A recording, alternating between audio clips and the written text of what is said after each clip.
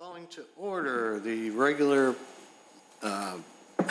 meeting of the Wheeling Plan Commission for Thursday, September 26, 2019. Please stand for the Pledge of Allegiance. I pledge allegiance to the flag of the United States of America, to the republic which stands one nation under God, indivisible, with liberty and justice for all. Madam Secretary Pro Tem, would you please call the roll? Thank you. Commissioner Nova here. Commissioner Sprague? Here. Commissioner Kelly is absent with the prior notice. Commissioner Yedinek? Is that Yedinek? Yes. Yeah, here. Sorry. Commissioner Thompson? Here. Commissioner Creech? Present. And Chairman Johnson? Here. Thank you. Ms. Nyes, any changes to the agenda tonight? No. Okay. Do we have any citizens' concerns and comments? Commissioner Creech, could you go down and see if there's any?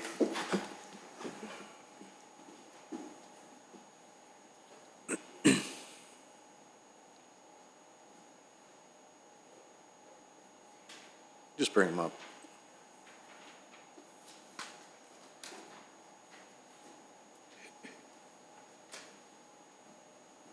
Thank you, sir.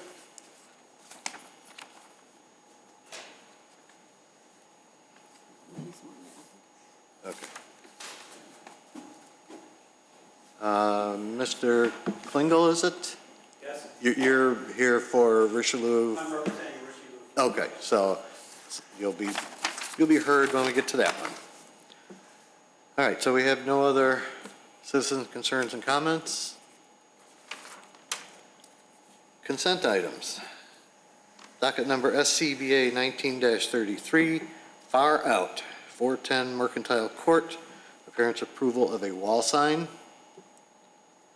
And docket number SCBA 19-34, Wheeling Metals Incorporated, 707 Northgate Parkway, appearance approval of a directional sign and wall signs. Do I hear a motion? So moved. Second. Moved by Commissioner Creech, seconded by Commissioner Blanova. Commissioner Creech? Yes. Commissioner Villanova, yes. Commissioner Sprague?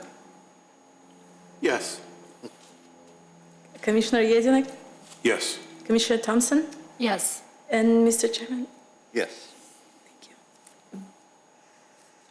Okay. Items for review. Docket number PC 19-19. Richelieu Foods Incorporated, 120 West Palatine Road, minor site plan and appearance approval. If you would step up.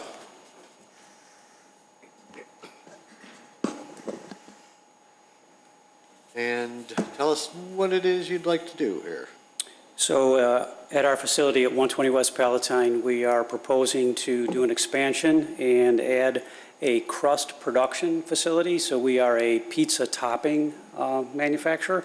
We currently have 3 pizza topping lines in our facility, and the crusts that we top are currently purchased from a supplier on the outside. We want to vertically integrate our business here in the town of Wheeling and add crust production capabilities to an existing warehouse space that we have, and then put a small addition onto our facility to house some mechanical processing equipment that supports the new production capability that we'd like to add. All right. Would you like to go over any of the details involved here? Tell us about the tanks and Sure. other equipment? Yep. So what we're proposing to do is add a crust production line into our existing warehouse that's on the north section of the property. Inside of that warehouse, we'll be adding production equipment that will consist of dough manufacturing equipment and also pressing equipment that'll take the dough balls and press it into a round pizza crust and then freeze those pizza crusts for use in our production facility. In order to support that operation, we have to have flour that we bring on site to the facility, so we're requesting the permission to add 2 flour silos. There'll be 1 silo that will be added initially, and then about a year later, a second silo as we ramp up production. Those silos will be located on the west side of the property in accordance with the appearance package that we submitted. On the east side of the property, in order to support the production, we have to add a new nitrogen tank where we'll store nitrogen for a freezer tunnel that's actually used to freeze the pizza crust. In addition to that, we have some other site modifications where we want to build an access road to allow the flour delivery trucks to come up and deliver flour to the silos. And then on the east side of the property, we'll be using the existing road for delivery of the nitrogen on the east side tank. So we've summarized all of those changes in the appearance package, and we're seeking the village approval to move forward with our expansion. All right, thank you. Thank you. Ms. Nyes, anything else on this? Before we go to the Nothing commission? further. Staff recommends approval of the minor site plan and appearance. Commissioner Blanova, anything? No, I have no question. Thank you. Commissioner Sprague? Yeah, I have a couple things. You can stay up here. Hi. Yes, sir. Hi. The first one, I'm not sure exactly who to ask this, but as far as safety with that, there's a sidewalk that runs that's going to be right next to the nitrogen tank. Are there any safety concerns with the sidewalk being that close and someone walking right along next to that nitrogen tank? From our perspective, no. The nitrogen tank will have a 6-foot fence put around it, and the fence will have the appropriate screening around it. The tank itself and the utilities around the tank do not present any hazard. That tank will be locked, that fence will be locked, so people will not have access to that tank. We have a similar situation on the west side of the property. Although there's no sidewalk there, there is driveway where people could walk up and gain access to our existing tanks. But again, that fence is locked, and the only people that have a key to that are the fire department and then also Praxair, who is our supplier of our nitrogen system. They come and fill the tanks frequently for us. So it is protected from the public. Okay. There's a requirement for a 15-foot separation between the tank and grass. Yes. There's a strip of grass on the other side of that sidewalk. Is that going to be removed, or? There's actually grass on both the north side and the south side. I did see that comment here in the package. And if the fire department requests that to prevent a potential fire, that we put some stone or something down around that area, we're happy to do that as part of the landscaping. So we'd be happy to add that. As I read the comment here in the package, it was if it was deemed necessary by the fire department, and we'd be happy to comply. We would have to do that on both the north side and the south side because there's grass on both sides of the tank. I think they only mentioned the north side, but if they deem it's necessary, we would do both sides. What about that grass strip that's on the east side of the sidewalk? Would you just remove that, or what would you do with that? The grass that would be between the silo and the sidewalk, we'd remove that grass. No, there's actually a grass strip on the east side of the sidewalk. Oh, on the opposite side of the sidewalk? If the fire department requested that we remove that and put some stone or something that would be non-combustible, we would certainly comply with that. And that was my other question, what you would use to create that separation, whether it be gravel or pave it, or? It could be either or. If the city has a preference, we would do either or. I would assume it would be some sort of a landscape stone that might look a little bit nicer because we'd have it on either side of the nitrogen tank. And that would typically be handled during the permitting process, correct? Correct, and ones that we've had similar to this in the past have used a landscape-type stone Oh, okay. Yeah. to do that. Something that would be, acceptable from a visual aesthetics perspective. Okay, that's all I have, thank you. Thank you. Okay. Commissioner Yednek? Aside from wondering if we're going to get pizzas in the future, no question. My mistake, I should have brought some this evening. Clearly my error. No questions. Commissioner Thompson? No. Commissioner Creech?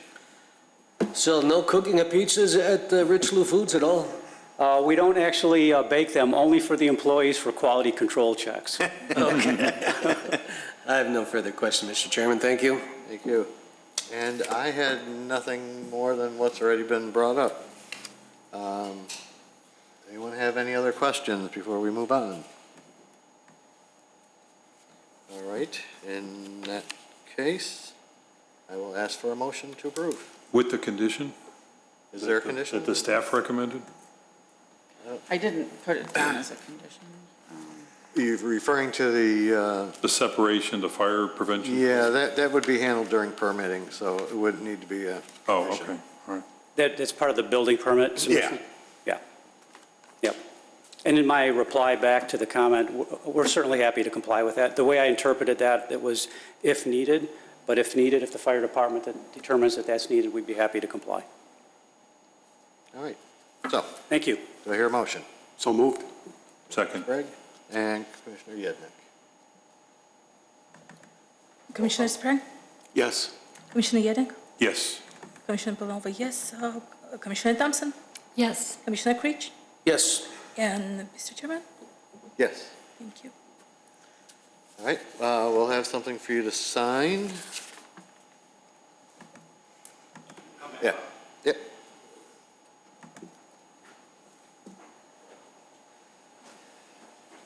It's nice to see you're expanding. Thank you. Happy to get your support. Appreciate it. Yep, there.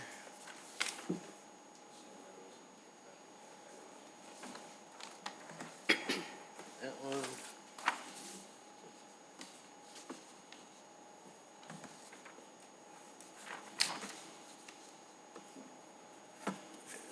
You sign both of them, and you keep one, and we get the other one back. I'll bring this back up. Oh, you can sign it right here.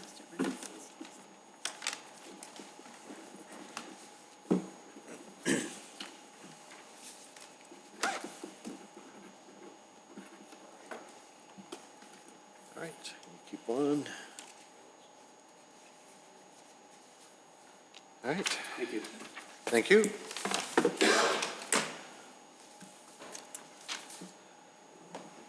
Next up, docket number 19-20, the learning experience, 343 West Dundee Road, minor appearance approval. The petitioner here, Mr. Friedman. I'm fine. Got a lot of new faces up here. Yes, we've had some turnover. Ms. Nyes, anything before we start? Yeah, I'll just go over quickly the history. So the petitioner is requesting minor appearance approval for a change in the fence design and material, and also for a change in the approved window frame color. So there's two fences on the property. There's one around the playground, which was supposed to be initially approved as a horizontal metal fence panel fence, and staff did approve that to be changed to a vinyl fence with traditional vertical panels due to the potential for the children to climb on the metal fence. The second fence is the perimeter fence on the north and east side of the building. This was approved as a white aluminum picket fence, but it was installed as a white vinyl fence, and fence permits were not secured prior to the installation of the fence. With the windows, the approved windows were to be aluminum bronze finished frames, and the windows that were installed were white vinyl windows. So staff does not recommend approval of the requested appearance approval since the fence and the windows were installed without obtaining consent from the village. Thank you. Mr. Friedman, what happened? Sorry. We were just working, under timelines and really trying to satisfy the tenant and get their approvals on all of the designs, and things happened without going through the formal approval process, and for that I apologize. But I think the bigger picture is looking at the facility as it stands now, and just, the tenant's happy, and, in general, I think we feel that it's a good look. It's provides continuity, again, satisfies the tenant. That's what they want from a look standpoint, from an appearance standpoint. And same thing with the windows. having the white windows match the white fencing. It just looks like a very, clean, building with all the finishes being of the same materials and colors. So I do apologize for not going through the proper steps, but I think the bigger picture is, how does it look, and is it really that dissatisfying? Okay, well, I guess we'll find out. I guess we will. Let's start with Commissioner Creech on this one. Hi, Brad. Hello, Jeff. How are you? Good.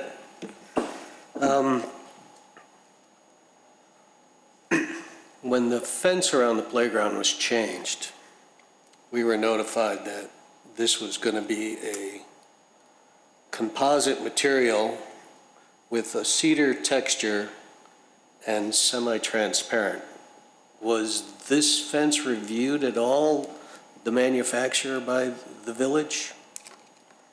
This was submitted to the village for approval around the playground.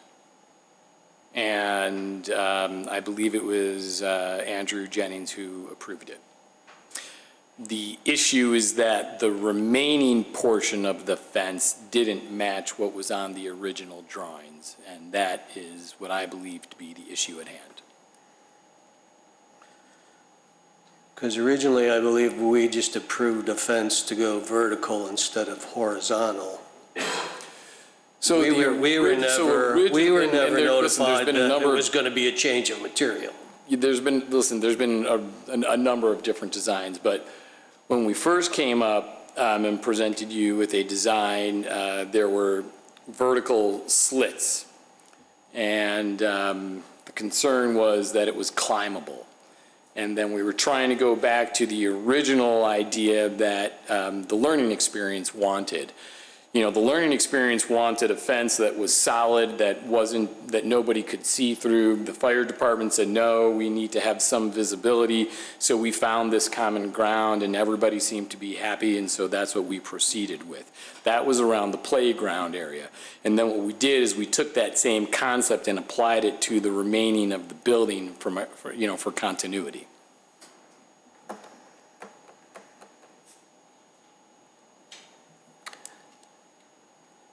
And then what about the windows? Again, to match the white vinyl fence from a, That's a big continuity change, standpoint. though, from metal, aluminum storefront window to a vinyl window. That's a huge difference. Well, the only difference is that it was going to be a dark bronze versus I'm the, talking about quality. There's a big difference between storefront windows and vinyl manufactured windows. There's a big difference. So are we looking into the fact that the playground fence and the other fence was not installed by permit?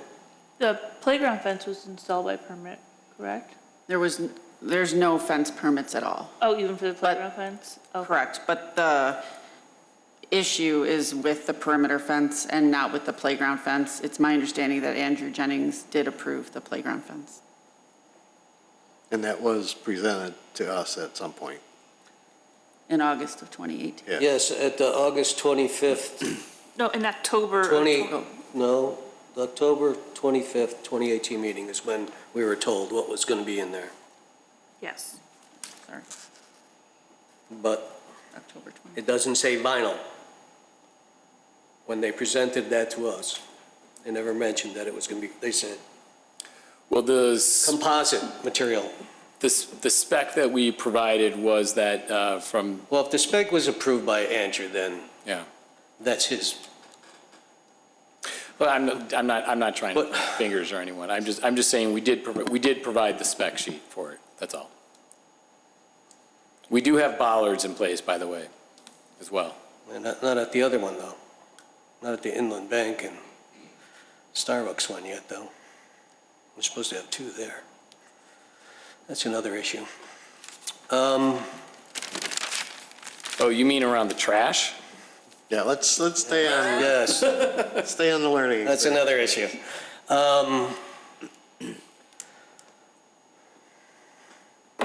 That's all the questions I got. Commissioner Thompson, No questions. Commissioner Yednek. Yeah, I misunderstood. I thought we were reviewing tonight both fences, so we're saying that the playground fence was approved and is not under our comment, but I think Commissioner Creech was on I wasn't on the board at that time, but was under the understanding that the colors were at least going to be reviewed or should have been reviewed. Is that? No. So the colors for the fence haven't changed. They were, both proposals were white. The playground fence, Well, I thought the original No, the color, original was not color white. was like a bronze that was going to match the windows. what was approved was white. Bronze. Well, it was white picket fence It's- around the perimeter, and then it was a metal fence around the playground. Yeah, but the playground fence is not before you for your review. It has been approved as an administrative change. All right, okay, And was already previously approved. So it's only the perimeter fence. all right. Other question I was wondering, and this is more staff and you, Mallory, is that if we don't approve it tonight, what's the outcome? I'm assuming they can go to the board and try to override our decision, and if they're not successful at that point, then the petitioners have to go back and tear it up and replace it all, including windows and everything? Is that, This is a minor site plan approval, so you had the final say. okay, So it's not something where you usually are making a recommendation to the board okay, for them to approve or deny. You had the final decision, so if you don't approve it, then they would have to change the fence okay. and or. All right, just want to understand. Yeah, so I guess I'm not as opposed to vinyl fences, I think some of the other commissioners, but I think in this application, there was clear direction and orders on what should have happened. And I don't really agree that it looks as aesthetic as what I see on the rendering, the proposed drawings. You know, to me, I went, took a look personally before I came tonight, and I think the vinyl windows stand out compared to the doors now all have kind of like a bronze finish, and now the windows are different than the doors, and then the fence stands out compared to the picket fence that was shown in the other renderings. So I don't think that this, and then my other concern is that if there were specific understandings and agreements and the planning commission at the time made a choice, or made a decision and agreement what was presented then, and then that's not followed through, why don't we just disband the planning commission? You know, what's the point of having us here reviewing this stuff and getting agreements, and then everybody comes after the fact and says, oops, I didn't do it the way I was agreed to. So I'm concerned about that aspect too. I guess I just want to make a statement. I don't have questions, so I just want to understand what the repercussions were if we don't approve it tonight. So. Yes, we don't. And just to clarify, while you had the final decision-making policy, there is, of course, an appeal procedure to the board. Correct. That they could take. And that, Understand. yeah. But it's not the normal procedure of recommendation and approval. Understand. So I just wanted to clarify that. But at the end of the day, that didn't happen in this case. This was just, what was installed was not what was agreed to, didn't get an exception from the board or anything. Right now, they're asking for approval after the fact. Correct, understand. They're asking for you to change their approval to match what they installed. Okay. No further questions, thank you. Commissioner Sprague. Hi, Brad. Hello, Nice to meet you. nice to meet you as well. I agree with Commissioner Yednek on the point that you're basically here asking for forgiveness instead of permission. This is only my third meeting, and this is already the third time that this has happened. It's kind of a disturbing trend for us, in my opinion. If the requests don't go through the proper protocols and get their permits or approvals, then I think it should be denied to discourage this from continuing. It just seems to be a trend that I'm not liking at all. Besides that, were the windows originally approved to be bronze? Yes. Yes. And Brad, you talk about continuity within that building, but there's also continuity throughout the whole town center. And every other building in there is all bronze windows. I'm glad that you like the bronze windows in the town center. Hopefully you guys are satisfied with the quality of the product that we have delivered to you.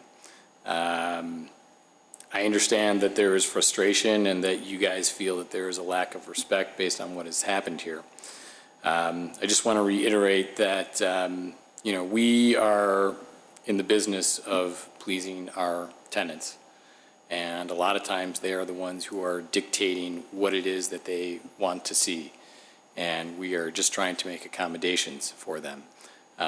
So I know you don't want to hear this. I know you don't like asking for forgiveness and the lack of respect and not following the procedures, and I understand that. I think in general, we've done a really good job with the Town Center project with following the procedures and delivering a quality product in terms of what we, set out to deliver. It's been a long project. It's been a long time coming. And I think in general, the plaza area, the residential building and everything else is, is going to turn out great when all those other retail tenants open up. Again, this is just, going back to trying to make accommodations to, to satisfy our tenants and keep construction schedules, moving along.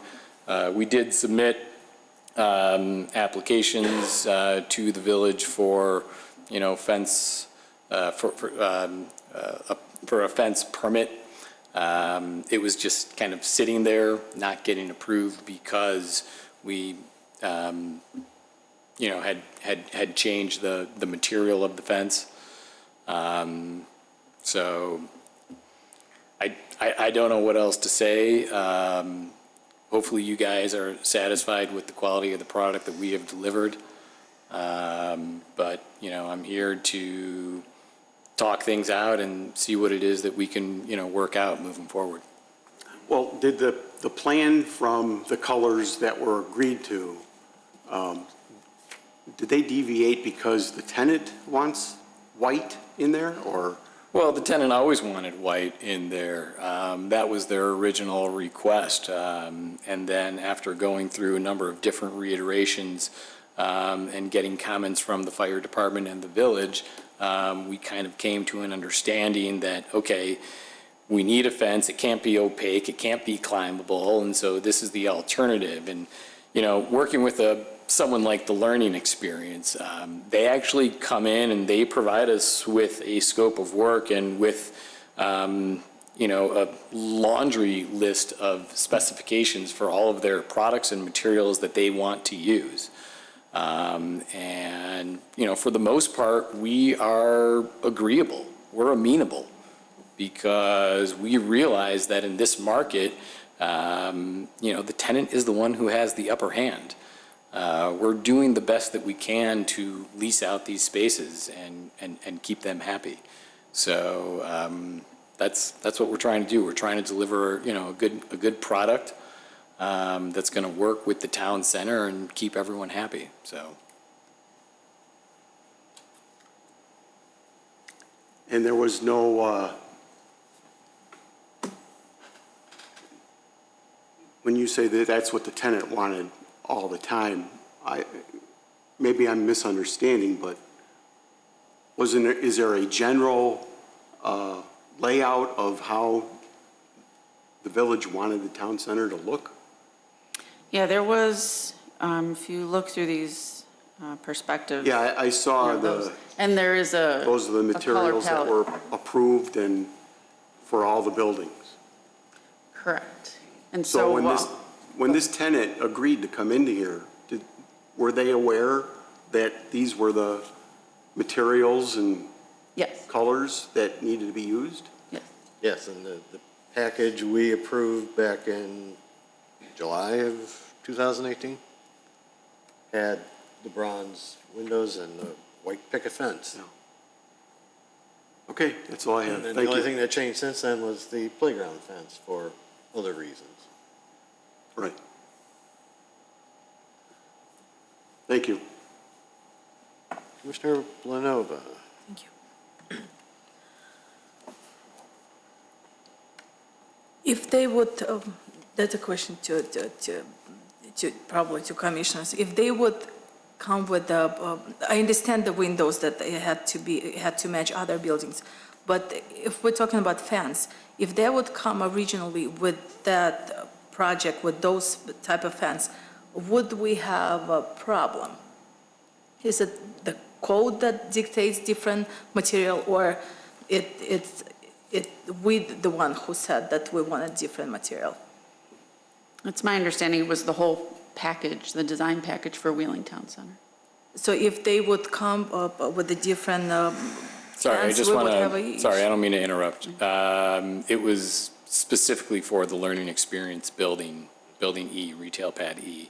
But that was to match the rest of the town center. Yes. I mean, you could say that, but if you look at the rest of the town center, we are trying to make sure that each individual building has its own unique characteristics while still blending in with the town center. And the learning experience is kind of its own animal. It's off to the side. It's not down the main path of Northgate Parkway. And the building materials are within code. I mean, so. I mean, part of it is, I would say that when the learning experience came for their special use and site plan appearance approval, you know, the proposal that they put forth was the white picket fence. They didn't propose the vinyl fence at the time, so I don't know what the commission would have approved it or not. Got it. Had they proposed it before, you know, the initial one. They proposed the white picket fence, and that's what was approved. So. I mean, just keep in mind that the whole point of the fence, okay, and this is not my operation, okay, this is the learning experience, right? But the whole point of the fence is so they want to be able to gather the kids and have them walk and be corralled and not be able to escape. And so when you go back to some of the original designs that the village was requesting with the gaps, those were some of the challenges. I know it sounds weird, right? They don't want the kids to escape. But that is the point of the fence. They're trying to corral them when they lead them out to the playground area and other stuff. And so it does serve a purpose, not just from an appearance standpoint. Please keep that in mind, okay? Again, this is an operational item, and I don't run this place, okay? I'm just building it for them. But, you know, they do have reasons for why they want this. I just want to let you guys know that. It's not just to drive you guys crazy. So Mallory, can I understand, was it an actual white picket, a white fence? Or because like in the renderings and the approved plans, it looked to me like it's more of a gray or some kind of a tone that would have matched with the doors and the windows. Yeah, this is the picture that I'm looking at. It's because it's Was it actually panels. white? I'm sorry, what? And the corrugated panels and the stone veneer. Right, well, so I It can all see. blends. Well, the playground fence is not under our purview, they've said, but even the picket fence itself, was that going to be a bright white, or was that going to be a muted color that would have blended more with the town center, blended more with the bronze windows, blended more with the bronze doors? Or was it white? It's my understanding it was a white aluminum picket fence. So this might be an old rendering initially, but it was always supposed to be Looks a heck of a lot better. Okay. white aluminum. The white color was approved, so I don't know how bright or not it would be, but it was definitely approved by the white. plan commission? Yes. Yes. Okay. White was the color approved. Back to Commissioner Blanova. Yeah, I mean, I definitely don't Say want that. to encourage anything like that in the future. I understand that it's not good that it happened, but I was just thinking that this building and the use is unique. It's not standard that in a plaza there is a daycare all of a sudden. Maybe because of that, the unique occupancy, maybe it's not going to be a big difference and actually going to stand out. Maybe it's okay that it's not going to look like a Starbucks with the windows. I mean, I don't have any other questions. Okay. I guess the fence thing I can understand. It's not what we approved. I had some doubts about it being a picket fence with the sharp points on the top.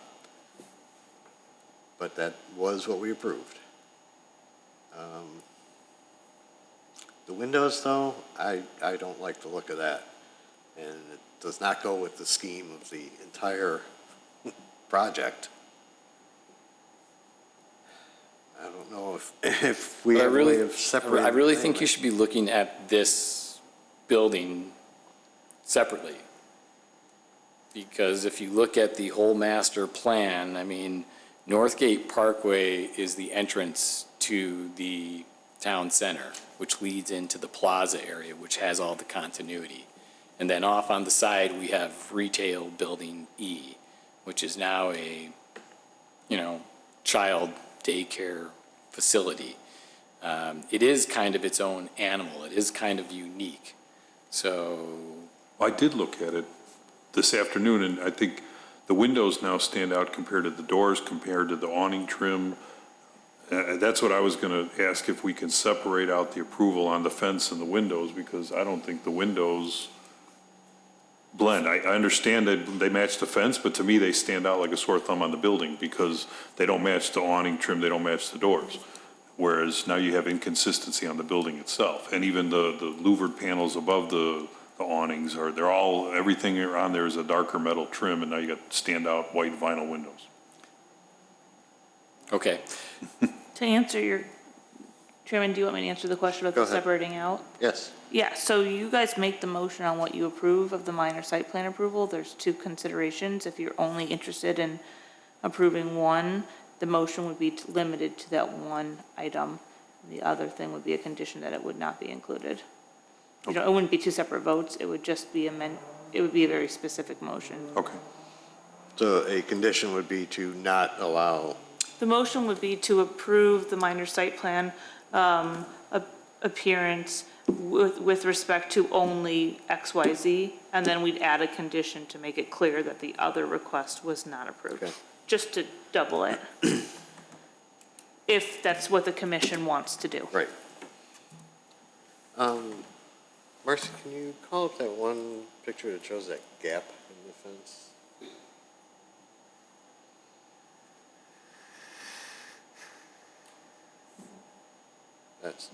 Sorry. That gap will be corrected. I've already addressed that. How did that happen?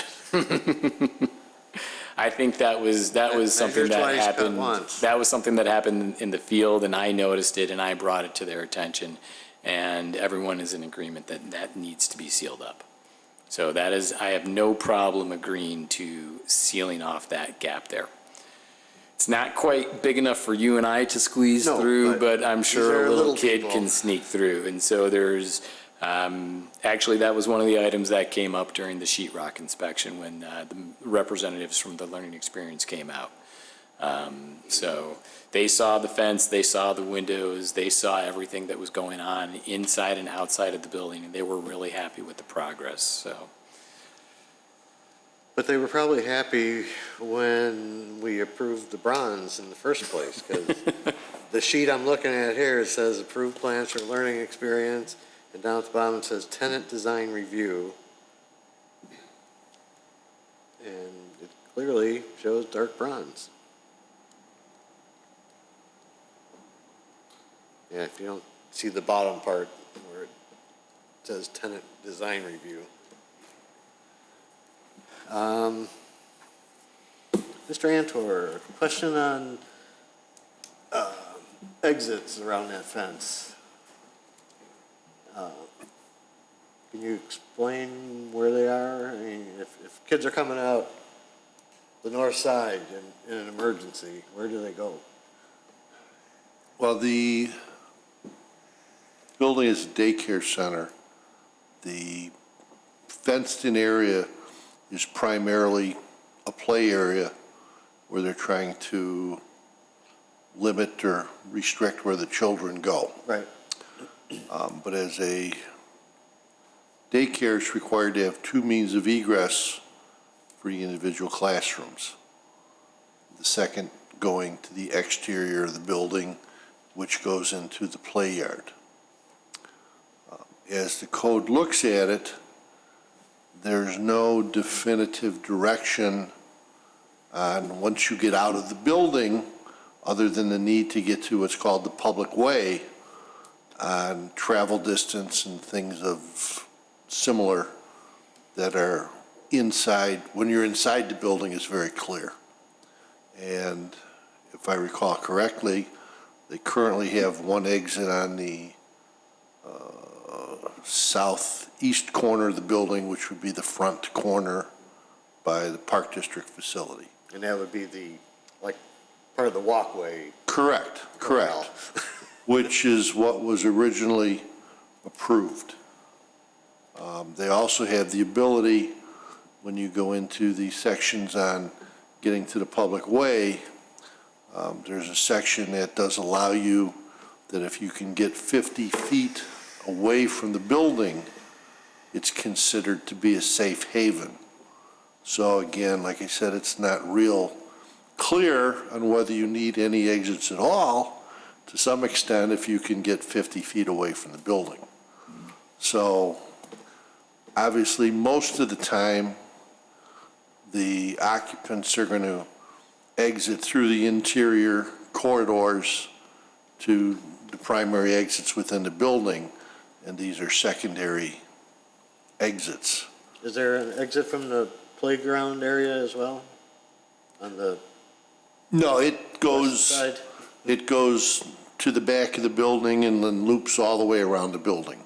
So that's a contiguous pathway from the playground through that small fenced-in area at what I call the rear of the building, and then the side of the building by the Park District. So if they need to get out of the play area, they would have to go all the way around the building? Correct. If they couldn't go in through the building? I mean. Correct. Okay. But once you're out of the building, you're kind of assumed to be in a safe Yeah, area. okay, thank you.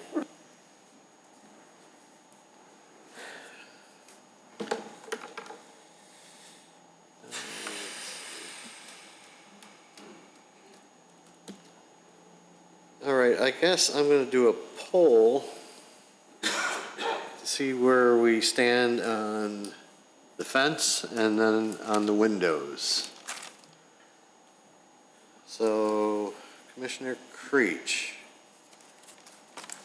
dealing with the fence only at this point, can we live with what they're providing?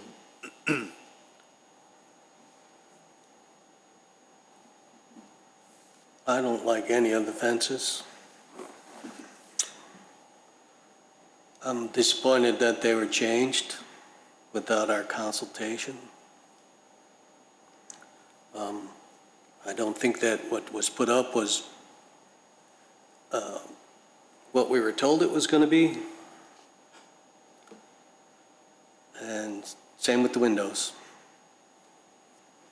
So, I'm no on all of them. Commissioner Thompson.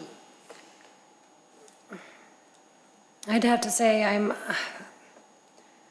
don't know if there'd be any real appearance change with a different fence. So I'm fine with the fence. I mean, I am disappointed that we weren't addressed first, but and the fence is there, and I don't know if there's a different appearance is going to make a different type of fence is going to make a difference in the appearance. As far as the windows go, I'd say no. Commissioner Yednick. I was opposed to the white fence, but if that was what was approved, if white, the color itself was approved prior, then I don't want to second guess what happened before. I thought that they were also going to be same color palette as the windows. So I would accept the fence, no on the windows.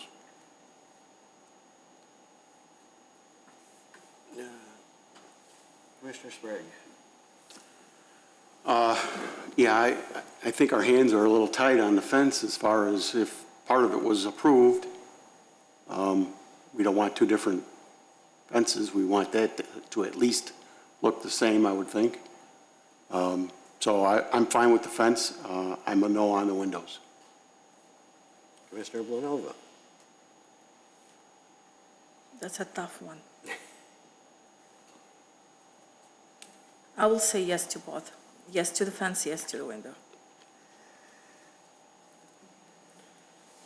And I can live with the fence because we made the change in the other fence, but I'm a no for the windows too.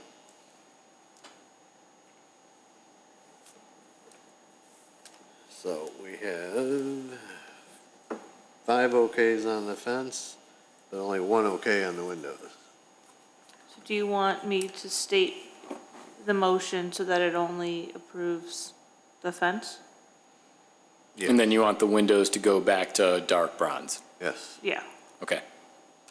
Yeah, the windows wouldn't receive the appearance, the approval change, so they would be as the code, I mean, as originally approved. obviously somebody ordered the wrong windows at some point. Or I'm going to find who did that, they didn't look at the package. and I'm No. going to punish them. So the motion would be to grant a minor appearance approval as required under Title 19 zoning of the Wheeling Municipal Code in Chapter 19-12 Site Plan and Building Appearance Approval Requirements in order to modify the material of the perimeter fence for the Learning Experience Building E in the Wheeling Town Center located at 343 West Dundee Road in accordance with the petitioner's photographs and subject to the following conditions. The first condition is prior to the issuance of a certificate of occupancy, a fence permit application for the perimeter fence and playground fence shall be submitted to the Community Development Department for review, and I would propose 2, that the proposed modifications to the material and color of the windows are not included in this approval and must conform to the approval stated in ordinance number 5206. Do we need a condition also for the sealing up that gap? Or? Yeah, do we need Yeah, to you can put specify that in there. We can do a condition for that. And 3, that the gap in the fence shall be sealed up prior to issuance of a certificate of occupancy. Mr. Antor, anything else from your aspect? Okay.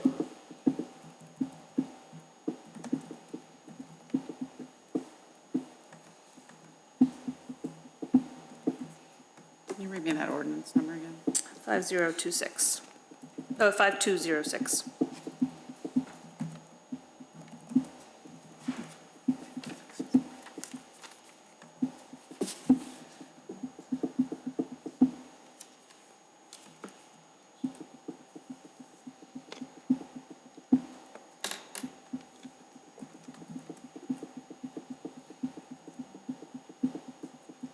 Are you waiting for me to read it?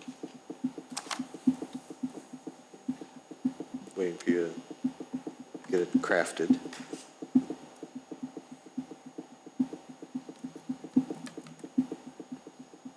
right, I think I have it. So the second one is the proposed modifications to the material and color of windows are not included in the approval and must conform to the approved ordinance 5206. Yes. And then the third is that the gap in the fence shall be I got sealed it. prior to the issuance of certificate of occupancy.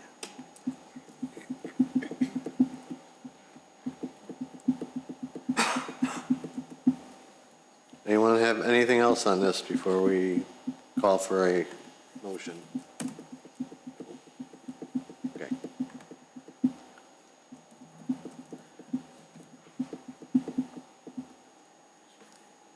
All right, let's read the conditions one more time.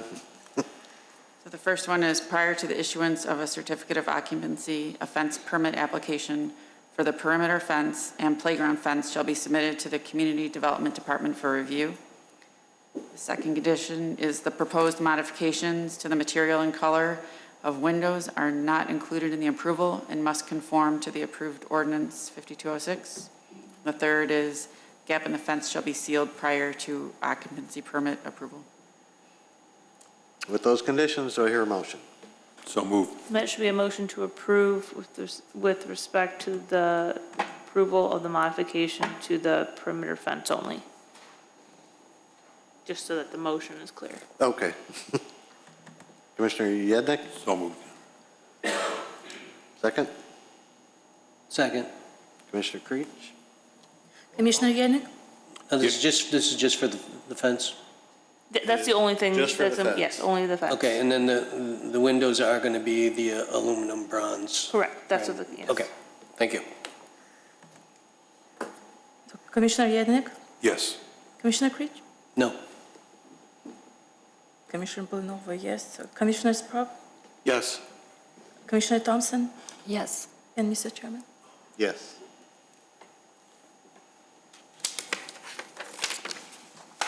We will have something for you to 5-1. sign, Yes. but you know that. Okay.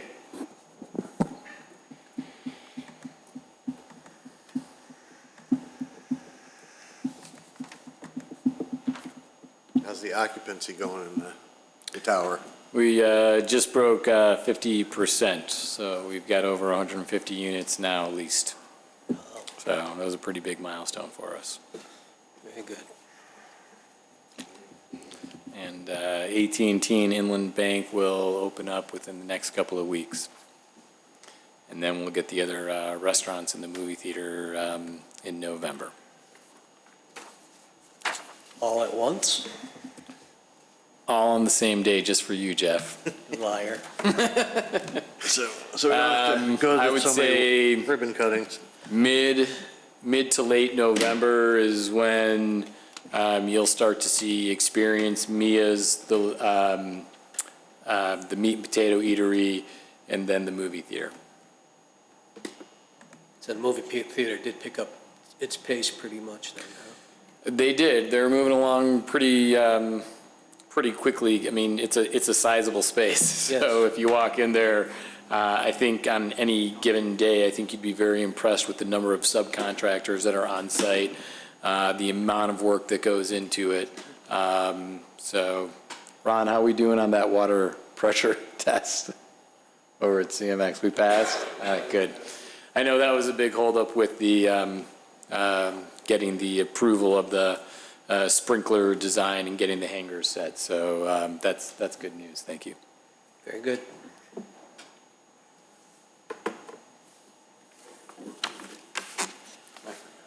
The right side. In the box. It's been a long time. You should have a stamp. There's another one for you. And you keep one. Take the top copy. Sure. I think you should bang the gap. Thanks, guys. All right. You. Okay, docket number 2019-20, 554 Sycamore Lane fence variance. 554 Sycamore Lane, variance to permit a 6-foot tall opaque fence within the front yard setback. Ms. Nyes, anything? Yeah, just briefly, the reason that they're requesting the variance is because they're on a corner lot, and so the corner lot of Sycamore and Vera, and because it's on a corner, both of those sides of his property are considered front yards, and therefore you can't put a fence within 25 feet of the lot line. And so he wants to replace his existing 4-foot fence, which you can see on the right side of this photo. Right there, he has it along the two sides. So in order for him to put a 6-foot fence up, he needs a variance. But it's because he's on the corner. Thank you. We had one similar to this a couple weeks ago. This is a public hearing, so if there's anyone in the audience that needs to speak on this, if not, I'll call the petitioner up. Oh, and the petitioner's submittal and staff report are part of this public hearing. And raise your right hand and swear that the testimony you're giving tonight is the truth. It is. Okay. Don't know what I'm giving, so. State your name and address for the record. Barry Davis, 554 Sycamore Lane, Wheeling, Illinois, 60090, if you need it all. Okay, our secretary has to read in this part. Gotta read this into the record. So. That's all good. Barry Davis, property owner, seeking a variation from Title 19 zoning of the Wheeling Municipal Code, Chapter 19-10, Use Regulations, and associated sections to permit a 6-foot-tall opaque fence within the front yard setback area, which restricts opaque fencing to a maximum height of 4 feet for the property located at 554 Sycamore Lane. A zoning variation is intended to be a method of adjustment to equalize regulations where the zoning code has created an unnecessary hardship. A variation is designed to allow affected property owners the same rights and privileges that others enjoy in the same zoning district. In order to be granted a variation, the petitioner is required to demonstrate through testimony to the Plan Commission at the public hearing that their request meets the standards of the village code, including but not limited to how their individual situation is unique or unusual. Prior to the public hearing, the petitioner provides a written statement meant to show that the request meant the standard for special use as established in Title 19. The Commission chairperson will typically direct that these statements be entered into the record without a full reading of them at the hearing. Based upon the testimony and supporting materials submitted, the Plan Commissioner will make findings in support of or against the petitioner's testimony and report those findings to the village board. Thank you. Thank you. Okay. Now that we got through the official stuff, tell us what it is you're doing here. No, I just, I'm looking at a lot of corners here, and people have 8, 10, 12-foot, 15-foot bushes up hanging over the sidewalk. I just want a clean look in my house. We sit outside, we entertain, we have problems with people driving by yelling, we have no privacy, and I just want it to look clean, I want it to look good. Okay. And the new fence is in the same location as your current one, right? Yeah, there's nothing gonna change, and that fence right there is I know you guys are looking in front of you, the closest one to us, that's my neighbor's fence. They actually wanna do the same thing to match, if you guys approve it, they'd like to do the same thing, and theirs is set exactly where mine is with the house. Yeah, you're back to back? Right, Okay. but they would have to go through the variance Yes. too, so it's just the bushes, it gives you privacy in the summer, but it looks terrible, and it hangs over in the sidewalk, not theirs, but others. Mm-hmm. And I just want it to look nice and clean. Okay. Commissioner Yednek. Pardon me? Yeah, one question for staff. The last time we had this, Commissioner Johnson alluded to it, there was some sightline concerns. I just want to clarify, there's no sightline concerns with this request? There are not. No driveways or anything? No. I'll just put my 2 cents in on quality vinyl products. This is one issue where I think a nice vinyl fence would look better and last better than wood, but I know our code requires wood, and hopefully we'll talk about that sometime future, but I have no other questions. Thank you. Commissioner Blanova. I have nothing. Thank you. Commissioner Thompson. No questions. Commissioner Sprague. Yeah, welcome. I noticed the back fence, your back lot line, it contours down to meet the other fences? In the backyard? Yeah, correct. Okay. Did you have plans to do that with the side fence also, that meets up to those two? No, I just wanted to do a 6-foot solid on the L there. Right. And my neighbors are trying to do the variance, do the exact thing, so they So could have then a they would 6 meet up, Yeah, they would with be what you exactly did. the same, yeah. and then are you going to leave it weather, or you planning For on the first 2 staining it? years, because it's a cedar, you have to let it dry out, get all the oils out, then I'm gonna seal it. I'd like to get more of a wood, like a darker wood tone on it. Okay. And cedar and vinyl, it's no maintenance. But the cedar, it looks real nice. It's 15-year warranty on it. It's, don't see much issues with that. Okay, that's all I have, thank you. Thank you. Commissioner Creech, anything? I have nothing. I think it's a great idea. I have a similar property. I also have 2 front yards. 6 foot is not going to stop the garbage from coming in your yard, I can guarantee that. No, I understand. But I'm all for it, no problems at all. Do I hear a motion? So, Second. Villanova? Who? Thompson? Commissioner Thompson? Commissioner Villanova, yes. Commissioner Thompson? Yes. Commissioner Sprague? Yes. Commissioner Yedek? Yes. Commissioner Creech? Yes. And Mr. Chairman? Yes. Thank you. We'll have some paper for you to sign here in a second or two. And do I hear a motion to close the public hearing? So moved. Second. Not sure who it was. Yedek and then Sprague. Yednek and Sprague. And that's just all in favor, right? Yes. All in favor to close? Aye. Aye. Aye.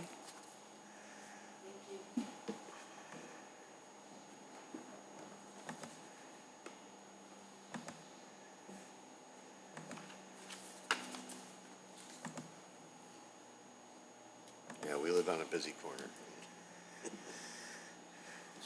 It's amazing what you find in your yard. You'll have to go to the, I'll send you an email with what happens next, but yeah, you'll go to the. Well, you can tell your neighbor how easy it was. Last box? Yeah. There's 2 of them, you keep one.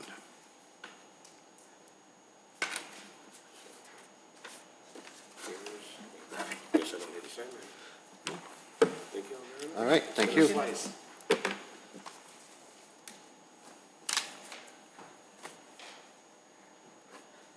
All right, next up, we have Allegro Senior Housing Development, southwest corner of Lake Cook and Milwaukee, concept review, phased plan unit development.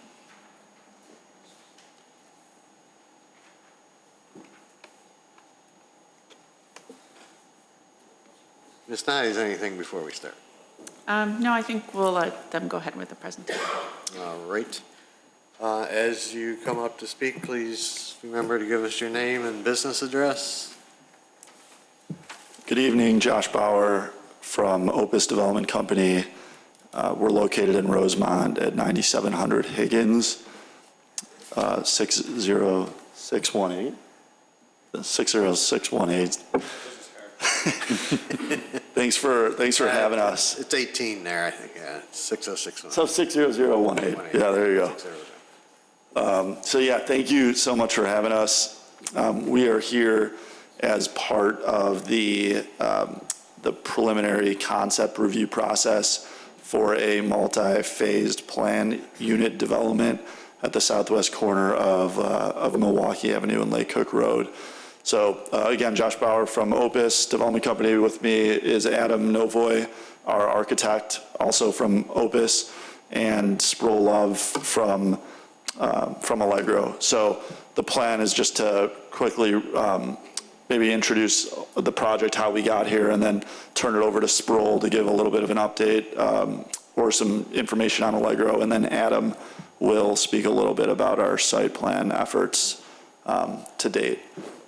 So we've been at this now for a couple of years. We originally presented to the board in September of 2018, and through multiple meetings with the board and meetings with staff, we've received a tremendous amount of feedback, and so we've used that feedback to change our site plan. We understand that this is a property that's very prominent.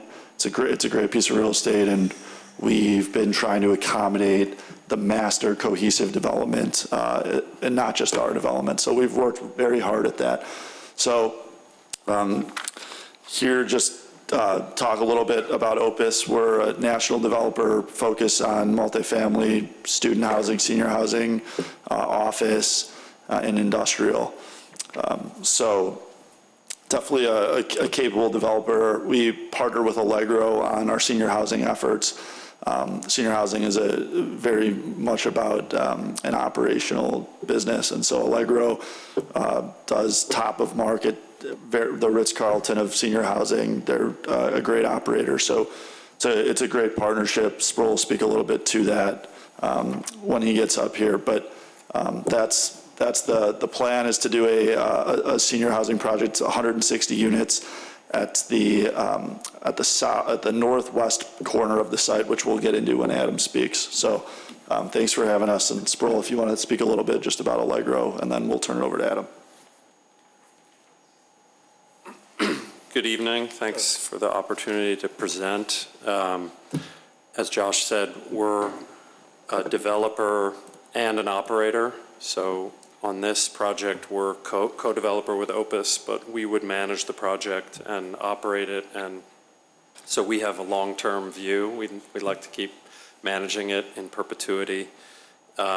We have almost 40 years experience in senior housing, and you can see up here some more details about our business, and the next slide shows our geographical reach. We are currently have broken ground on 2 projects here in the Chicago area, in Glenview and Evanston. So we know this market, we like it, we like Wheeling.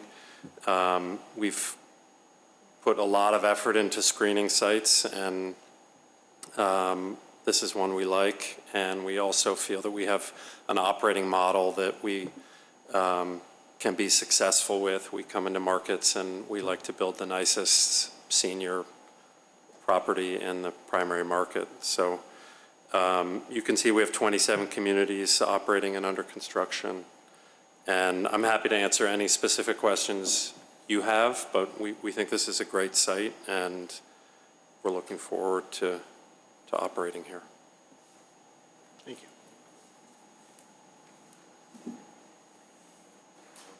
Thanks, Brill. As Josh mentioned, my name is Adam Novoy. I'm one of the architects on the job. I'll go through some of the site images we have here. Remember that your mouse is extremely sensitive, so I've gone all the way to the end before with this thing. So, but as you see in front of you, the site's a very nice site. The top picture is kind of a panoramic view, so it's kind of splayed out in a sort of a skewed fashion. But the dashed line in yellow that you see represents a 17.7 acre site. So that from the vantage point, we're on Lake Cook Road. We're looking south. We see the Prairie Park apartments to the south and the water tower. And then some of the other views in the bottom to show the expansiveness of the site, and even some of the developments, the large multi-story buildings that we have in the office complex to the north. The site itself is represented in the the thick aqua lines, represents the 17.7 acre site. We've then subdivided that into different property lines, and you'll see 2 sites in red and then 2 in blue. The sites that we'd be developing initially would be the site to the north. That'd be the Opus Allegro site, where the building would be positioned, representing just over 6 acres. The site, the parcel of land to the southwest represents where we place the pond, so everything is naturally flowing to the south in the site. So that makes sense to place our detention there on the southern edge of the property. That little flag lot you see to the far left is all wetlands, and so there's a lot of trees there that would remain. Lastly, the sites in blue would be the Phase 2 sites, and that would be developed land in the future by others. It's kind of a concept site plan. We put this slide together to kind of represent. In orange, you see again the Opus Allegro site nestled in the northwest corner of the site. Again, the pond to the south, all the wetlands to the left of your screen. Everything is in kind of the saturated color is what is considered the Phase 1, so what we develop. Again, it kind of faded out and is represented by the yellow circles would be the Phase 2 sites by others. The north east corner would be one of the sites about 1 acre. The one to the south is around 2 acres. As you can see with the kind of at the traffic planners with the large gray arrows and circles, that kind of represents the vehicular patterns. So we have an approved right in, right out off of the Lake Cook off-ramp there, and then the newly constructed bridge off of Wolf's Court there. So as those 2 points converge to that circle, that really becomes the nexus of connection between the entire development. So if you continue west, you'll get to the Allegro site. If you were to take a right or left turn, for instance, off of Wolf's Court, then you'd get to the other site as well. Kind of that swooping gray curved arrow represents another access point to get to the western edge end of the Allegro project, as well as opportunities to get into what's depicted on the slide as the wetland buffer area. Could be a really nice opportunity in the future for a Parks and Rec project, perhaps. Again, more site pictures representing adjacent buildings in the area, very large developments and offices, and of course the Western Hotel. Oh, see, I skipped a couple. So this was a site plan, I can't believe it's been over a year now, that we presented, and this is just one of many iterations that Josh had mentioned. This is the one we came to last year at this time. We positioned the building to the southern edge of the property, and after hearing your comments and concerns, we then positioned our project to the northwest corner, leaving the remaining parcels to the east. The building itself, at least diagrammatically, hasn't changed in terms of the footprint, kind of that Allegro model X-shaped plan, if you will. So that's remained the same. But as you look at this slide, you can see how we've repositioned and twisted that building to the northwest corner. Again, the saturated colors are all representing phase one of the development. So you have the building, you have the site detention, and the roads and infrastructure to get to our site. The more denser saturated orange of the floor plan represents the four-story component of the project, so that's the independent and assisted living building. And then the smaller one-story memory care building is the other leg of the X to the west. And each one of the sections of the building has its own separate entries, so you'll see different surface parking lots help supporting those entries. The surface parking represents about half of the parking that we'll have, so there's around 80 cars right now on the surface, and about another 80 cars or so that'd be positioned in the basement of the project. This is just kind of a proposed project rendering. A few things to note that right now the rendering is a little, it's not quite representing exactly the project. It's 5 stories, and we're only proposing 4 stories. So if you could imagine taking one floor off, we'd be getting certainly closer. But in terms of the materials, this is certainly what we would propose. Really nice, rich red brick, combination of brick and fiber cement, both smooth and textured fiber cement panels. A lot of windows, a lot of natural light penetrating the units, as well as all the amenity spaces. Anchoring the center of the X is a very nice common area that kind of links as kind of the hub of the project, and so you can see it's a lot of glass, a lot of natural light that kind of just floods that space, as well as the elevation itself, having a lot of undulations and ins and outs with recessed balconies. There's a lot of numbers here to digest, and I certainly won't go through all of it.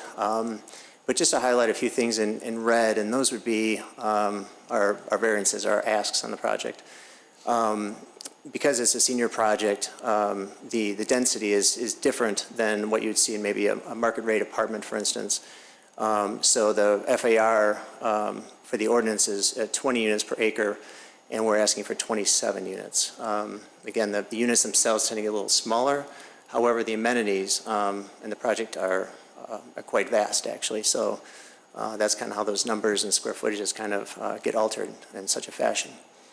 Maximum height in this mixed-use commercial is 3 stories, and we're proposing 4. And again, kind of tied into that open space ratio, the maximum floor, minimum floor area proposed, or I'm sorry, the ordinance is 675, and we're asking for less than 490. As far as the cars, there's, as Josh mentioned, there's 160 units we're proposing. So we're proposing to have 160 cars. So it's, the ratio is almost even for unit to parking stall. There are a lot of folks that do not drive, and so that's how the numbers kind of work itself out, where you have people that are serving the facility, workers and so forth, that will be driving and need a parking spot, and they'll have that. And then those that don't drive will need a spot. So it kind of works itself out in the Allegro model. The unit finishes are quite nice. This is just an example of some of the images you see in the units themselves. Very nice, rich colors and textures, finishes. It's really, once you look at it, it's really like a market rate apartment in terms of the quality. Building amenities, again, is par with that as well. Very nice, seating groups, multiple heights, different types of seating, different lounge seating. The amenities are anything from billiards room, card room, indoor pool, theater, nail, salon, massage, you name it. There's bistros, a cafe. It's all a part of that highly amenitized sort of product that Allegro puts out. And then as we look at our timeline, as we sit today in the far left box, in the review process, once we're able to get approved, then we'd move into further site due diligence, various traffic studies, engage Sycamore, look at wetlands, CDOT, all these different things would kind of come into play. And then we know that there's about a 4-month period or so from the preliminary PUD process to the final review. So there's several meetings in there, and we know we'll have to work with you folks to make sure we're all aligned with that. And then we plan on closing in June, and the construction beginning shortly after. Kind of ran through that kind of quickly, but there's a lot of content there. So, Marcy, anything before we go to the commission? No, but Mallory. Do you mind if I make a comment? Since I know it's Not a at all. number of commissioners' first concept reviews, I Yes. just wanted to kind of point out that concept review is a very high-level overview procedure where they present the overview, the general layout, where things are going to be located without a lot of detail of like really drilling into the details. There's no engineering yet. Just to kind of get feedback from the board, which they've already done, and the plan commission on your thoughts on the project, and hear any feedback you might have of what you'd want to see when they're in the process in the next several months of preparing all of these more detailed plans. So that's what this is for. There's a checklist that was provided as part of the packet that kind of go through, and the staff had some suggestions as well. But like detail aspects, we're not really getting in the weeds right now. If you have other things that you notice that need to be clarified or cleaned up before preliminary PUD, you can also email those to Marcy.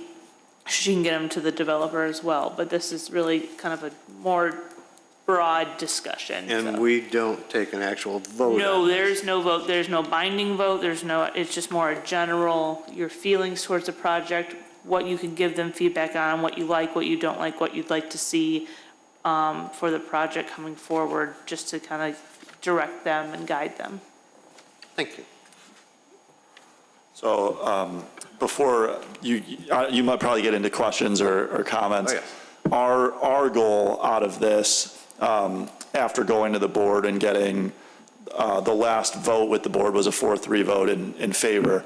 But our goal here is to really get candid, honest feedback to know whether or not we should proceed with furthering our due diligence here. It's important as a developer just to know where we stand and what your feelings really are about this, to know, because there'll be a lot of money and time spent which I think is the purpose of the concept hearing, is really just to let us know, do you feel good about this type of project here, so that we can release a big, due diligence spend and move forward in the process. So anything you've got would be great to know. And it's the overview because it's a phase PUD.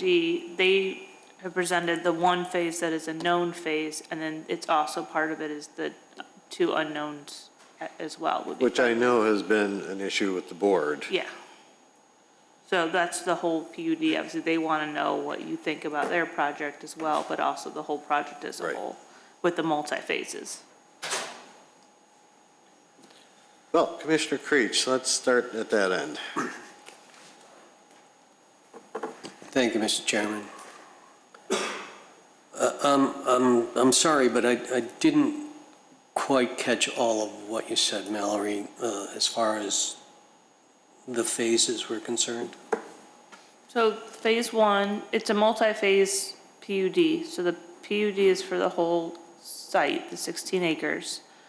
Phase one is the Opus Allegro project and the development of that. And phase two is unknown. It's the two other outlots, Outlot A and Outlot B, as shown in the site plan. The site plan shows where they would be and that they are future phases that are unknown at this time. So the PUD encompasses the whole site.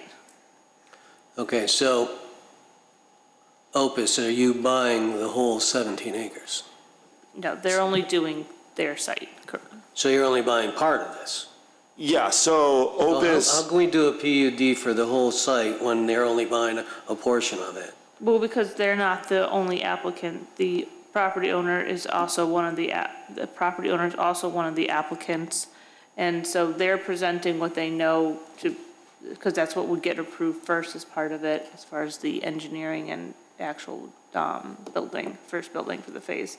And the second one as presented was for future development. So as far as the general, we have the general That is the layout. troubling thing about this particular PUD is that we have no idea what's going to happen on these other two sites, and you don't own them. So for us to approve a PUD for a whole site, we need to have a little bit more information on what's going to go on with the other two sites. So I'm Jamie Smith. I'm now with Opus or Allegro, represent the Smith family. We own this property. Just to give you a little background, through the last 4 or 5 years or so, obviously, previously this site was unbuildable. I believe there was only 1.5 or 2 buildable acres. We were able to work out an agreement and get some TIF from the village to create. I know the history of this. Okay. So I'm familiar with that. So do you have any other interested parties on this that are going to be included with this PUD? Currently, we don't have an active deal. We've been marketing it for the last 4 years. We've had. So this is very similar to some of the other projects that have been presented to us in the past where we're getting a half a sandwich here. Well, to be honest, we've been marketing this, especially, I know the village wanted to see another hotel similar to. I'm not opposed to this particular project. To the west. By the way. Oh, no, I'm not saying that. But what I am opposed to is that, we're entering into a PUD for this whole site, and we only have one purchaser. So one project and one thing, and no promises going forward. We had talked to. You have no letters of intent or anything from anyone? No, we had talked to staff about subdividing the parcel, but they suggested going this route instead, which is why we didn't do that. As I said, we've been marketing this for the last 4 years. So that's basically what you're doing now, though? Well, to be honest, the biggest problem that we've had, obviously we are in Cook County with close proximity to Lake County at this site, which is why it's been a challenge to find users here.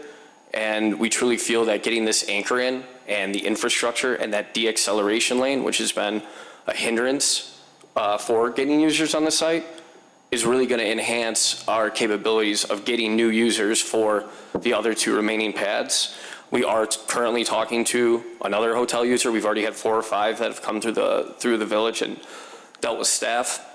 And, we plan on grassing these and having them beautiful and pad ready. And we do feel that bringing the Allegro Opus project in will help bring users to these 2 remaining pads. Okay, my other question is to Kyle. This retention pond that they're showing on the southwest area of the property, we already have compensatory storage for this site, correct? That's correct. So we need this detention or retention pond and the comp storage for this site? Well, comp storage is already provided off-site. Yes. So detention, we will need, obviously, you know, without knowing what's going in those other two phases, kind of hard to determine how much is needed, but if they can show within a reasonable amount that the area that they've provided there can provide enough detention for this entire site, you know, it's obviously a little early to tell, but they obviously have an area dedicated for detention. If they need more later on, you know, then they'll have to, you know, make that work. So this detention pond that's shown on phase one, is that for the whole, for both phases, for the whole site? Or is it just for this Allegro property? So we've put it there for the whole site. The problem is obviously we don't know exactly what's going to be the land uses and how much impervious surface there's going to be on the balance of the site. So until we know that, we won't know exactly the size of it, but we've taken our, you know, without having engineers spend a ton of money on it, we've used our kind of rule of thumb and reached out to engineers to do a quick study on it, and that's how we've derived the current detention for the site. So what is the amount that is required for your particular building? The calc? It's, you know, right now we're showing 1 acre. It's 1 acre foot? Is that what you're showing? 1 total acre for the pond. So that's roughly 17%. There's a lot of site that's not buildable. Everything you see there, the wetlands, is not buildable. So again, as Josh mentioned, you know, without knowing what the impervious is, the pond is right-sized for just about any use, knowing that the other phase sites, outlot A and B, will have a fair amount of impervious with the building and the parking, but the acre pond that you see there, again, is kind of right-sized for our best guess at this point. We would certainly look into that much deeper throughout the due diligence that we'd go through in the next phase. So that was your answer? At this point, we had they wouldn't we did have our civil engineer, ours, look into this, and he felt that the size of this pond was more than sufficient for the entire 3 pads. And Kyle, you have no engineering on this at all? No engineering, but based on the idea that this is a concept review, you know, they've obviously provided space for a detention pond. If through the engineering process and, you know, the design of this, they find out that they need more, then this basin ultimately will have to be increased in size. But, you know, it's still way too early to tell, at least, you know, with just this concept review. But, you know, it will obviously be approved and, you know, made to be the correct size.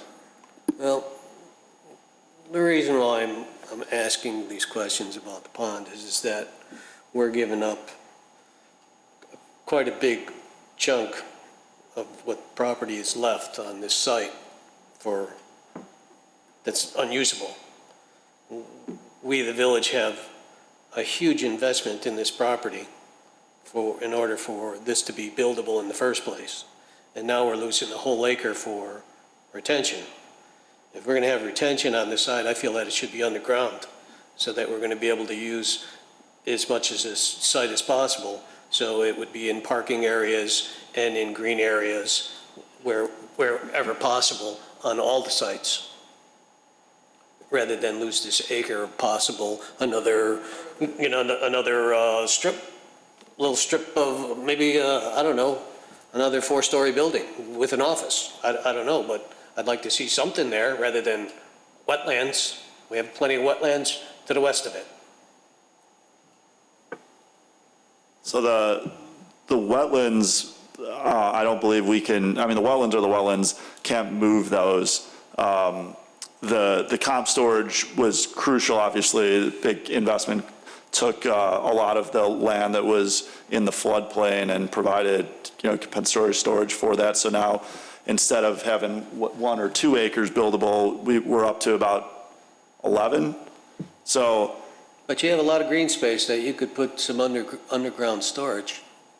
Yeah, so I mean, underground storm vault detention is just extremely expensive, which is why, you see it on a lot of retail sites because retailers can pay a lot of money per square foot for land because they charge their tenants a lot. It's tough to make They pay a those. lot of money to stay in the senior center too. So I mean, if the numbers work, you got to spend money to make money sometimes. We've looked at the pro forma and it has, storm vaulting is not something that normally works, but if we want to work with the city and the Smiths and we want to all have a good development here, so if we need to, do that, we'll obviously look into it. Whether or not it impacts our ability to move forward with the project, I don't know yet, but it's an option.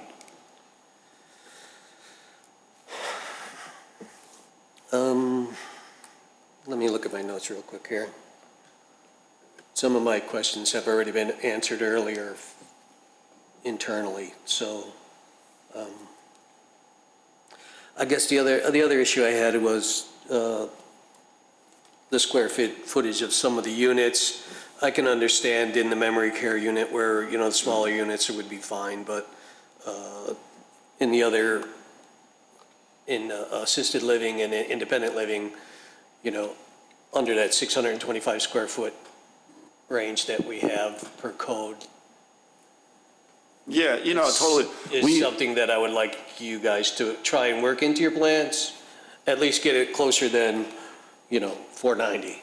So yeah, I looked at it at just kind of our unit breakdown. It's a little bit early, obviously, in the project to know our floor plates and our floor plans at this point, but just looking at kind of what we've mapped out, I think there's only 4 independent living units that were studios that were, below like 650 square feet, and maybe only 4 assisted living that were at that, real small studio size. It's most of it, I'd say the lion's share, 80-90% of the units that are under that threshold are the memory care units that are very small. I can understand that. Yeah. But it's just pretty much a hospital room, basically. Yes. And that would be plenty of room for. Yeah, but we'd be happy to provide kind of our breakdown. I think Marcy sent something really high level, but we can send you that shows it's really only a few units that's at that size range. And that, it could be for folks that want to be part of this facility that just maybe can't afford or don't need all of the space. So we include only a few of those units. Most of them will be larger than that. I think that's about all I have, Mr. Chairman. Thank you, gentlemen. Commissioner Sprague. Welcome. Most of it's been covered, but I was just wondering the land that's to the west, if that's made into something that the residents of the village could use, how do they get to that? Where's the access for that? Yeah, so the Park District land? Mm-hmm. Yeah, so the Park District, we would provide the Park District an easement. So they would basically come in either the right in, right out off of the Lake Cook ramp or just through the site and have access to their back portion, to the back portion of the site. And then they would have to supply like parking if someone wanted to use that park? Yes. Yes, they would have to come and get a site plan approval as well if they developed it into anything more than wetlands. All right, that's the only other thing I had. Thank you. Commissioner Thompson. Yes, thank you. I guess my only question is I've been to a couple of the assisted living places and everything that have gone up. There's a new one, Briarwood, I believe. And it's been a while since I've actually last spoken with them, but they were trying to get more people to occupy the rooms and things like that. How are we seeing a need for this type of another one of these buildings? Are we showing that there's a growing need for this, and Yeah, so Sproul and Allegro run point on kind of the market analytics. My comment on it, just, you know, we won't be able to get lender financing or an equity partner if there's not demand for it. So I can guarantee that it won't get built because we won't get money for it unless there's the demand. So you've got that sort of, you know, that's kind of going to block anything from being developed because their standards are very, very high to obviously invest millions of dollars into this. So you have that, but also, Sproul, do you want to speak a little bit to the studies that have been done? So we have a pretty sophisticated site screening process, and demand is a huge component of that. So we look at adult children, we look at potential residents, and with our operating history, that informs our development choices. And so, as Josh said, you're not going to get a project financed in an area that doesn't have demand, but we don't want to spend the money putting together a site plan and doing all the work that is before you today without a site that has demand. So, you know, I'm happy to go into whatever level of detail you want to see. I did want to point out half of our units are independent living, which is a different level of care than assisted living or memory care. So that's folks who can drive, who just don't want to deal with a house. They want the more social aspect of our community, and our model is an age in place. So when you are ready to move from independent living to assisted living and need more help, you move to the third floor. From the second floor, you don't have to uproot and go to a different community. And then, of course, memory care is, if that need arises, it's there. So the Whitley Wheeling, for example, it just opened today, actually. I took a walk through today before I came over here. That's just assisted living and memory care. So that's really a different product type. And, you know, we've been fortunate. We've had a lot of success with majority independent living communities all over the country. So we know how to build them, and we know how to market them, and we know how to assess the demand for them. And we're confident that that exists here. Okay, great. That's all I had. Commissioner Blanova. Thank you. Well, I don't really have a concern with the project of assisted living as long as there's a market study done and there is a demand. But what's really hard to decide, because the phase 2, over 3 acres of land that we don't know what's gonna be there, and how soon it's gonna be occupied. That's what probably the biggest concern that I have. So it's really hard to decide. I don't really have any questions. It's just really hard to decide on that one. Thank you. Commissioner Yednak. Yes, thank you, Chairman. Yeah, I have a little bit of a concern that when you put this project in, that it might limit the other 2 sites, and especially when your driveway's coming right through, but I guess that's not really our concern. But I would like to see the village being able to recoup some of the investment that we put into giving access to this site. So I'd like, you know, something that maybe generates sales tax revenue or something, but that's up to the village board to decide some of that. In general, I think it's a good looking building. I'll probably end up somewhere there someday, but I was concentrating a little bit more on some of the variance stuff, so I'd like to get some clarification on some of that. You've said a couple of times 160 units, but the materials we have are 180 units. There's 25 memory care, 65 assisted living, and 90 independent. So has that changed? So I think what might have happened is the first go around, our presentation materials did have a 180 unit building contemplated here. And the feedback that we received from the board was that they wanted less. They said, I mean, they were worried about ambulatory and ambulance calls was their primary concern. So we dropped our unit count down to 160. So do you know the new breakdown? It's going to be the same ratio, which is about 50% IL, 35% AL, 15% memory care. So We'll happily provide a new breakdown, but I'm guessing that just the old materials somehow got included instead of the updated materials when we came back. Okay, so, but you're still looking at 160 parking spaces, and you haven't changed that? Correct. Well, I forget what the parking was for the 180 units, but we did study the parking demand for employees and for the residents, and so that was the number that we felt would, yeah, obviously, if we don't have enough parking spaces, we're going to have real problems, so. Well, I was going to ask about that, because this is a pretty big variance on the parking for us, and that would come to us as hard numbers to look at, because I guess I'm thinking independent living is probably maybe at least half of that might be married couples, so maybe they might still have 2 cars. If they bought, and I don't know what your model is, do you buy or do you just rent by the month? I know, like, what was it, the one off of Milwaukee Avenue, my aunt is in there. Originally, they bought into that property. They had like an equity interest and then transitioned. So, I mean, what's your model? Is it? So we're all rental. Okay. And the 1-to-1 unit to parking spot ratio is something we found to work, throughout our operating history. Well, I'm hoping the memory care people aren't driving. Correct. And assisted living generally, no. I'm assuming maybe some of the assisted living might. They tend to not drive, but the point I wanted to make is that has worked for us for over 25 years in terms of, and most of our buildings are the ratio that was just discussed. But even 1-to-1 on the units, where does that allow for the employee? How many on-site That employees? includes all the demand for parking, so that's staff, the independent. And then guests too, what about guests? I mean, I'm assuming families are going to come visit. Yep.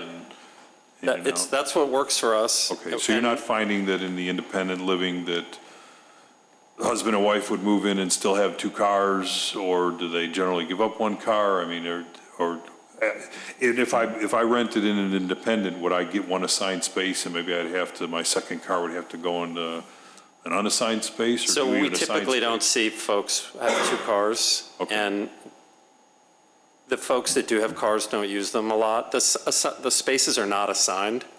Okay. And we have just found that 1-to-1 provides more than enough parking for the residents who do drive and staff and visitors. Obviously, we provide visitor parking near the entrance, so it makes it very easy for people to come in and tour the property. Because I'm just looking at that as a variance that would be coming to us, and I understand. And I've been in and out. My grandmother was in a place, my aunt's in a place, and so I know, yeah, you're right. A lot of the cars got about an inch of dust on them when you go into some of the lots. They have a car, never gave it up. And we don't want to make it difficult for potential residents, existing residents, or staff, so we're not going to push that to a level where it's too tight. I've toured communities that don't have enough parking, and it's really inconvenient, so.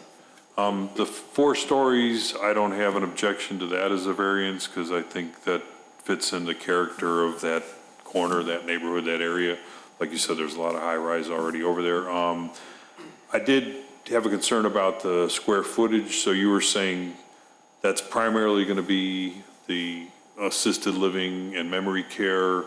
There is going to be some assisted living, even some of the independent care might be under 600 square feet, or? So the studio units are under, those are the small units, and there are not a lot of them in IL and AL. Okay. Memory care, just the nature of that acuity level, we have smaller units. Well, yeah, I understand. That's an industry standard, and it's just, like Commissioner Creech said, it's basically a hospital. Really, you don't want. My father was in one just a couple of months ago, yeah. You don't want a memory care resident hanging out in their unit. You want them getting the services out in the common area. And memory care it's separate and secure from IL and AL. So I guess when we get to totally different product. Not at this phase, but I guess if we got to the final phase of where you're presenting the variances to us, I would personally like to see the breakdowns. Sure. To say, like, this is the square footage, so we're not feeling like, that we're going under for the independent living. And I'm guessing some of the independent living, maybe if it's just a widower or widower moving in on their own, they might only want maybe their budget only allowed for when you got enough common areas where some people might look at it as like, I'm in a hotel room, I'm not going to be in my room all the time, I'm going to be out in the common areas. So I could see that they don't need a lot of space, but if that's our code, then we'd have to look at that as a variance. I think that's it. I would like clarification on the breakdown for the future of, the 160 units, what are the numbers there, just to get an idea? Because I was going off of the 180 breakdown that we had in our packet that was given to us. So I think that was all I had then. Yeah, thank you. Thank you, Commissioner. Thank you. Okay, so as far as my stuff, let's see. A lot of this has been answered. Let's talk about the pond again. Now, where you've got it on that rendering, that's like the limits as far as you could go to the west? Yeah, so if you moved any further to the west, you would be into the flood zone, and you're restricted from putting detention in the flood zone. Okay. I'm sorry, that wetland buffer shown in the dashed orange kind of indicates that setback that you have from the existing wetlands. So our project is kind of nestled up right to that edge currently. The underground parking, what part of the building is that under? Is it the whole basement? You got a basement through the whole thing, or? Currently, no. I think it's just beneath the memory care portion of the project. And that's all kind of based on the grades of the site. We try to have the underground part be, and the locations of the site that would be the most conducive based on the site grades. And you're not afraid of hitting water as you dig that out? Yeah, no, we won't get a permit or anything without engineering fully in place. So definitely not worried about that. I mean, if we encounter an issue, we'd have to tweak our plans a little bit, but no, not worried about that. As has been pointed out, there were several inconsistencies in the information we got between 5 stories, 4 stories, the number of units, the number of parking spaces. So we definitely need to get that cleared up before you come back with any preliminary. Yeah, so it's definitely a 4-story, 160-unit project. I'm sorry if as I mentioned, I think the first submittal back a year ago was definitely a 5-story project, 180 units at that time. So it must have somehow gotten into the staff report.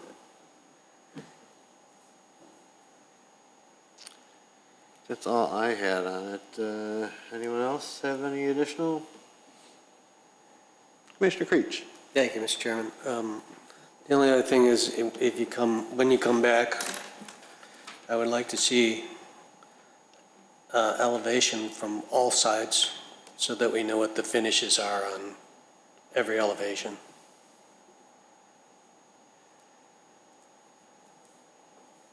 Good point. Anything else? That's it. Thank you. Yeah, the more you can have ready when you come back with preliminary, the easier it goes for all of us. So thank you all for your feedback. Obviously this is very early in the process, it's non-binding, I know we're not voting. It was nice actually to get a vote at the board because, we need to kind of know where we stand. So you're investing money. Is there any way to get any sort of feedback on what your recommendation would be to the board on this with limited information that we've presented? Is there any way to get a recommendation or not? We can't give a recommendation. The chair can obviously take a straw poll if the commissioners, if they're in favor of the PUD project moving, project as, generally the concept presented. You can get a straw poll. That would be, it would be awesome. I know it's as non-binding as it can be, but we have to go back and talk to, our bosses and we're all going to need to know kind of next steps here. So that would be really, really helpful if there was. All right, that being the case, I'll take a poll. How do I want to word it? Should this project continue on to preliminary Or are you in PUD? favor of the Are you in favor concept of the PUD? Commissioner Creech? I'm in favor of it. I would like to see the Smith family come up with some more information on their properties and what's going on with them for this PUD. Because I think that's going to be key to the board as far as what I understand. Absolutely. From being at the meetings and you know, watching their feedback, because I have to, you know, go by what they are looking for. Totally. As And, well. This is what we I'm all- looking for. We all wish we had that crystal ball, because obviously it's important to understand. us. You know, we want good uses there too. And I'm sure, you know, as the Smiths have been at this a while with this site, and it's just a tough for one developer maybe to take down a full 17-acre site. So someone leads and builds the infrastructure, and others will come. Well, that's what they say. It is a beautiful building from just the rendering that you showed, and I think it would fit in nicely over there. So like I said, I would like to, if you get going, then yes, maybe they will come. We all hope. Commissioner Thompson? Yeah, I agree. I think it's a beautiful building. I would like to see this developed along with other things, though. You know, we'd like to see the full use of it. And so once that's, I mean, hopefully we'll have more information on that as you guys move forward. We'll have that all in place, but or some idea in place, I should say. But yeah, I think it's a beautiful building. Commissioner Yedna? I also have a concern with the two outlots. I mean, when you take up the big chunk with one thing, it might limit the development on the other ones, but I think that's ultimately up to the village board to decide. We're more appearance and stuff. I know the village board is also concerned about the strain on village infrastructure, you know, ambulance services and stuff, and I think you guys have been addressed that, but again, that's a village board issue. But in general, appearance-wise, the layout, the variances, I think I could support at that point with some of the additional information that I was talking about earlier, yes.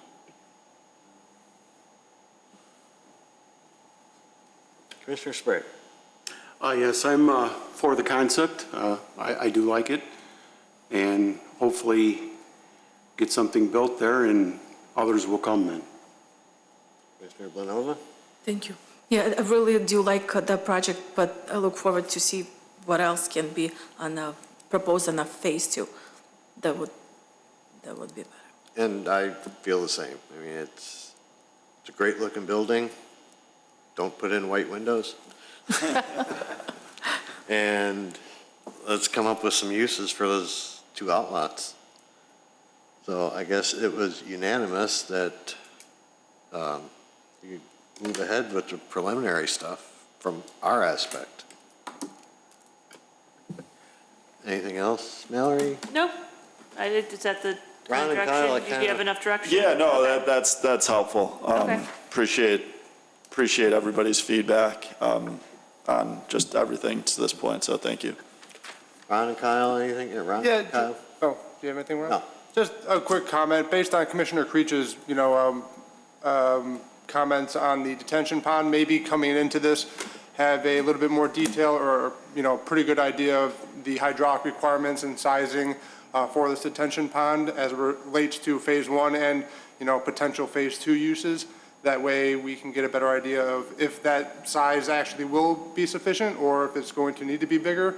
Obviously that may, change how future uses are done for phase 2. So just a recommendation on our end to maybe, get some good hydraulic information and stormwater report and all that. So, And underground if possible. Yeah, if possible. Yeah, think about how, But that's, think about worst case, and then you can always make the pond smaller. Exactly. But yeah, just a recommendation. Absolutely. All right, gentlemen. I think Thank you. that's it. Thank you. Thank you. Thanks for all the work.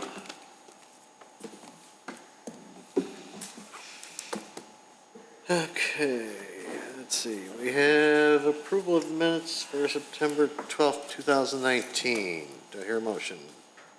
So move. Second. Moved by Forgot that I was Commissioner Blanova. See it, even though I was absent. Seconded by Commissioner Thompson. All in favor? Aye. Aye. Opposed? Okay. All right, other business. I'm going to start because we have some scheduling to talk about.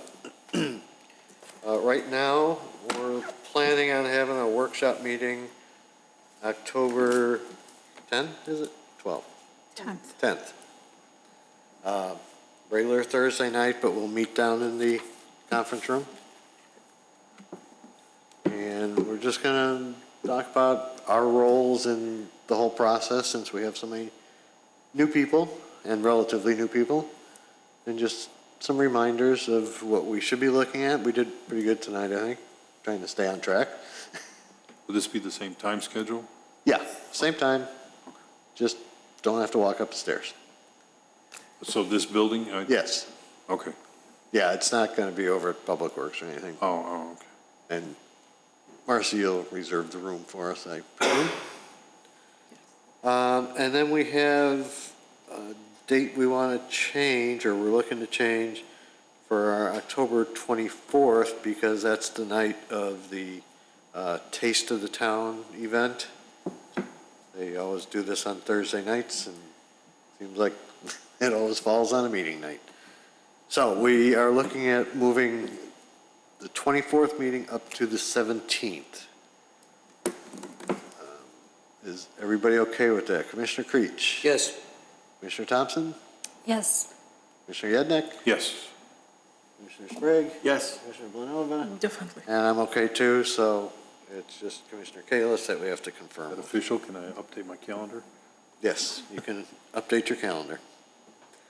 Next thing I have is if you haven't, or if you weren't at or haven't seen the board meeting from September 16th, please watch it.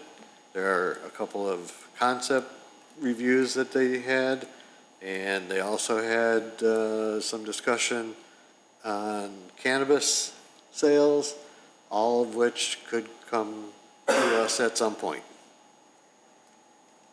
Not the sales, but. You gonna sell dope at the meeting? Let's see, official announcement, Saturday is the all-you-can-eat pancake community breakfast right over here at Fire Station 42, next to the police station. Admission is a donation of a canned good or other non-perishable food item for a local pantry. So, and that's It's also from, Oktoberfest that afternoon. that's from 8 o'clock to 10:30 at the fire station. I had some discussion with Marcy about the signs that have been coming to us that are coming to ask forgiveness instead of permission. We've had a couple lately. And I've asked that in the future, they aren't on the consent agenda, so we can at least have the petitioner come in and explain. Everybody in agreement with that? We had one tonight, we had that one last time, and I think there's a couple more in the works. So, I think the least they can do is come and talk to us. That's all for me. Commissioner Sprague, any other business? I have nothing, thank you. Commissioner Blanova? I have nothing, sir. Commissioner Creech? I have nothing, Mr. Chairman, thank you. All right, Commissioner Thompson? No. Commissioner Yednek? We also on Saturday, I was saying the Park District is having Oktoberfest over at the Heritage Pavilion. So All right. I was planning that. I didn't know about the pancake breakfast until I went to the board meeting. So you get a good breakfast in you before you go over there. Load up on carbs before I drink beer. Mallory, anything from you? This will be my last meeting until December, so my associate Carmen Forte, he will be covering the meetings in November, October and November. Okay, good luck. So, Good thank luck. Congratulations, good luck. Marcy, anything? Nope. Ron? Kyle? All right. Then do I hear a motion to adjourn? Motion made by Commissioner Blanova, Second. Seconded by Commissioner Creech. All in favor? Aye. Aye. Opposed? I like mine better.